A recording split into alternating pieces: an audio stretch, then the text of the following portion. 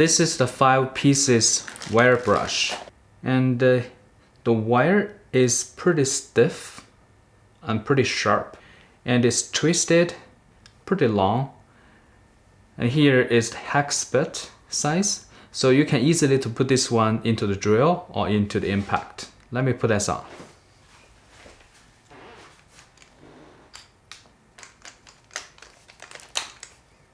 So what is used for? You can put this on the drill or the impact. So go to some places that's really hard to reach. You can do buffing. Just want to remove the paint or remove the rust or even dust. You can use this to quickly buffing the metal, or just kind of the tube. You can buff the tube inside the tube.